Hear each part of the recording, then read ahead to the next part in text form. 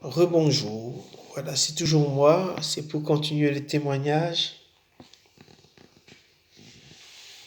Et donc, on en était où j'ai où j'ai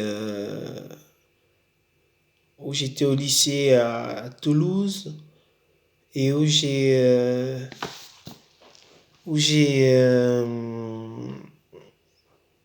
arrêté les traitements. J'ai arrêté les traitements et j'avais arrêté les traitements. Et c'est là qu'un jour, j'étais chez moi, j'étais chez mes parents à Montauban. Ça faisait un moment, j'avais arrêté les traitements. Et là, je me suis commencé à m'imaginer que derrière, il y avait au salon, au niveau du feu du bois, on avait mis un voile parce que je crois qu'il y avait des travaux, quelque chose comme ça. Dans ma tête, je me suis imaginé il y avait quelqu'un qui était mort, qui était là-bas, qui avait une tête. Et j'ai commencé à avoir peur, j'ai commencé à avoir peur. Et ce jour-là, mon frère était venu du Mans de son école pour nous voir, mon frère Brice. Et là, et là, j'ai commencé à avoir des peurs, tout ça là. Et donc, à la suite de ça, mon père m'a conduit en hôpital psychiatrie. Et voilà. Donc, voilà. Et après, dans ça, je suis allé en psychiatrie encore une deuxième fois. Et quand je suis allé en psychiatrie cette fois-là, c'était le temps de passer l'examen de bac, justement, à Toulouse. Et j'ai pas pu passer l'examen. J'ai pas pu passer l'examen parce que j'avais été interné encore une fois de plus. Et voilà. Et donc après donc ça, l'année qui suivait, je me suis dit, bon, je me suis rabattu sur un niveau encore plus faible. C'est pas plus faible, c'est équivalent. Je me suis inscrit dans un CFA pour passer un brevet professionnel. Je crois que c'est l'équivalent d'un bac ou un peu plus. Pour passer un brevet professionnel. Et je me suis inscrit au CFA de Montauban. J'ai passé ma première année. Ça s'est très bien passé. J'avais des bonnes notes. Et je suis arrivé en deuxième année. Et en deuxième année, en cours d'année, j'avais encore arrêté le traitement. J'ai arrêté le traitement parce que à chaque fois que je prenais ce médicament, je me disais, mais pourquoi j'ai besoin de prendre ces médicaments? Qu'est-ce que j'ai fait au départ qui n'était pas normal au point que j'ai besoin de médicaments? Et donc, c'est ça qui faisait que quand je réfléchissais comme ça, j'arrêtais le traitement parce que je me disais, je ne suis pas malade, j'ai pas besoin de traitement. Et donc, c'est comme ça que j'avais arrêté le traitement. Et donc, je crois que ça devait être aussi au deuxième trimestre de l'année du, du, du, du, du brevet professionnel. La deuxième année du brevet professionnel, j'avais arrêté le traitement. Un jour, parce que je faisais une formation en alternance, un jour, j'étais en entreprise avec un collègue, on était allé sur un chantier. Un matin, ça faisait quelques temps que j'avais arrêté le traitement. Et tout à coup, je me suis mis à crier, à secouer mon collègue. Je suis allé dans la rue, j'ai crié. Quelqu'un a fait appel aux pompiers. Les pompiers sont arrivés, ils m'ont pris, ils m'ont emmené dans l'hôpital psychiatrique. Et voilà, ça c'était en 2012. Ça c'était en 2012. C'est après cette énième internement en hôpital psychiatrie que je me suis dit, mais finalement, peut-être qu'il ne faut pas que j'arrête ce traitement comme ça. Il ne faut pas que je l'arrête comme ça parce que voilà, j'ai arrêté plusieurs fois et il y a eu des effets secondaires. En fait, ces médicaments, une fois que tu as commencé à les prendre, en fait, il ne faut jamais commencer à les prendre.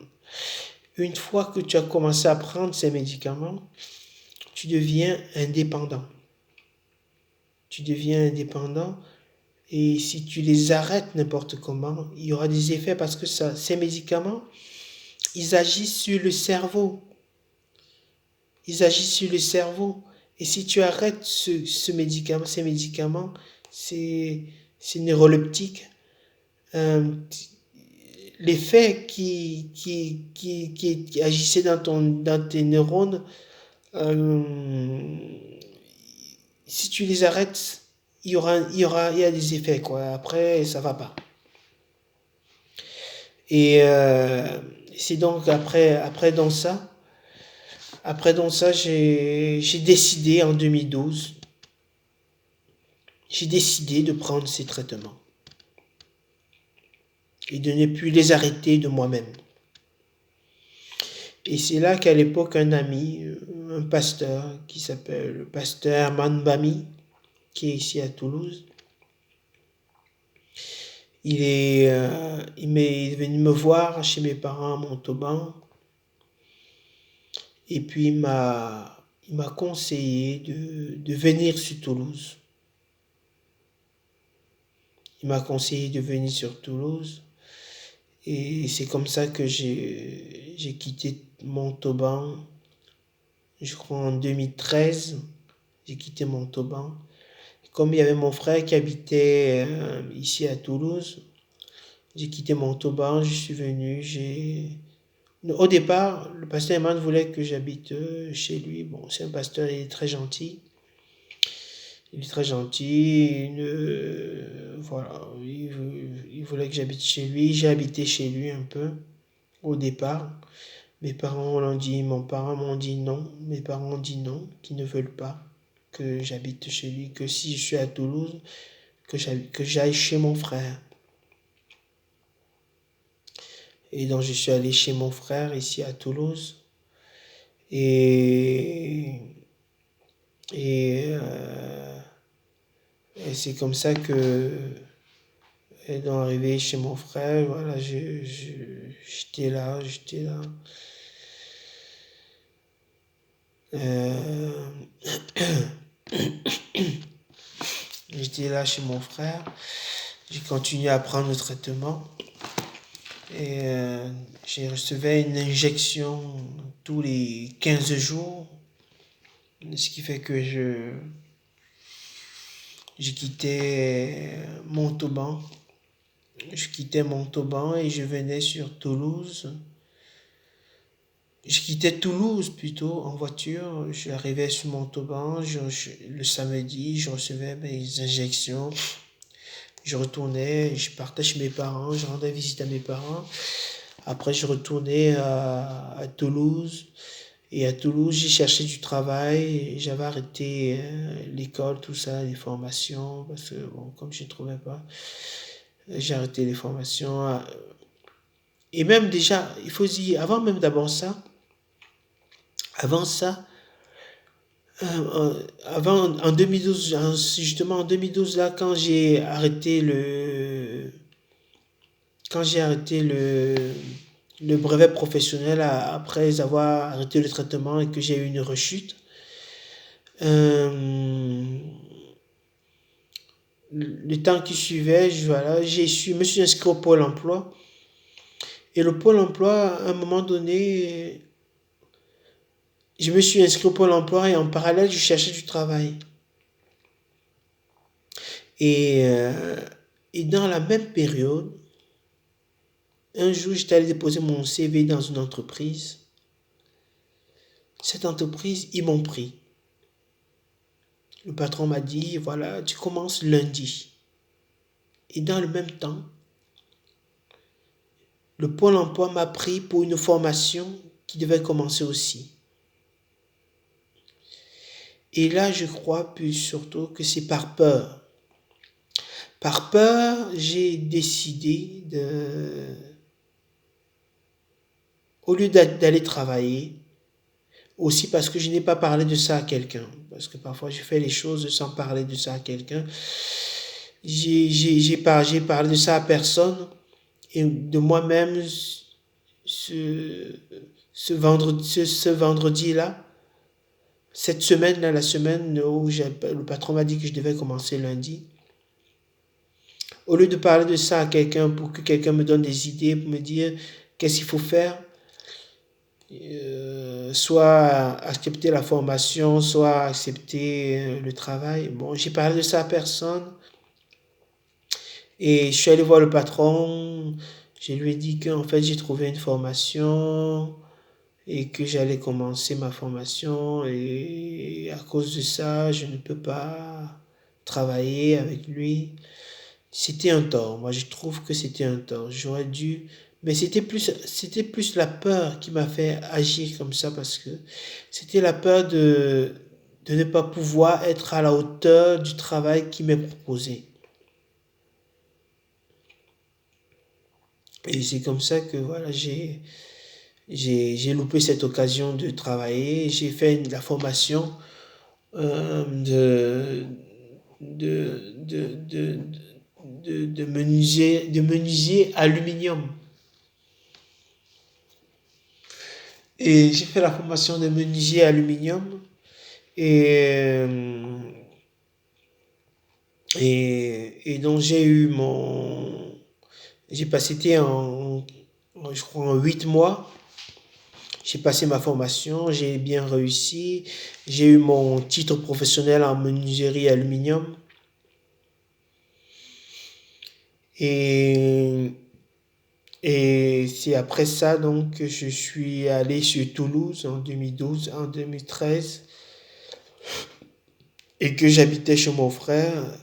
Et, et là, à Toulouse, quand je suis arrivé à Toulouse, je me suis inscrit aux agences intérim. J'ai dit aux agences intérim, je cherche tout ce que vous trouvez à faire, tout ce que vous trouvez comme travail, proposez-moi, je suis partant. Voilà, comme ça, j'ai fait de la manutention, tout ce que je trouvais à faire, je faisais, c'était plus de la manutention au départ. Je faisais de la manutention. Et après, j'ai trouvé du travail aussi en menuiserie. J'ai commencé à travailler en menuiserie parce que c'est ce que je voulais faire en réalité. J'aimais beaucoup la menuiserie. C'est ce que je voulais faire. J'ai travaillé en menuiserie. Je travaillais.